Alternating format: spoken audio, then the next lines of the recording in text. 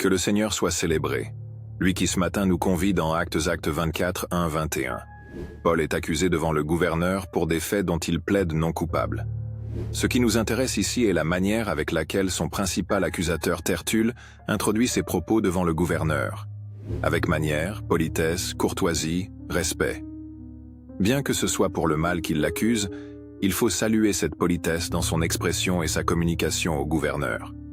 Il accuse Paul mais avec une politesse qui ne dit pas son nom dans ses propos liminaires. Je ne veux pas juger son action ce matin, mais son attitude quand il s'adresse à l'aîné. Politesse et courtoisie. Frères et sœurs, la manière de parler aux gens est aussi un principe chrétien. Tertulle qui accuse Paul est si poli dans sa manière de s'adresser au gouverneur qu'on en est séduit. Ceci interpelle les belles filles qui parlent souvent à leur belle-mère sans scrupule et sans aucun respect.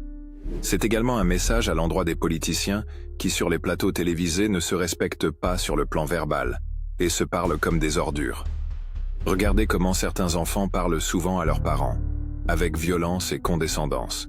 Des avocats devant la barre qui défendent leurs clients avec violence verbale, parfois à l'endroit de leurs collègues, parfois à l'endroit des juges. On n'est pas obligé de se plaindre en étant mal poli. On n'est pas obligé de s'adresser aux gens peu importe ce qu'ils ont fait en étant méchants.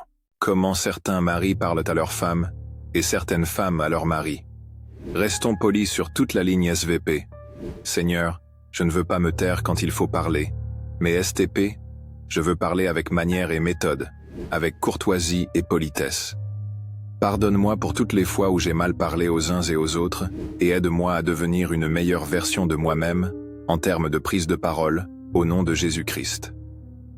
Shalom, shalom à toi.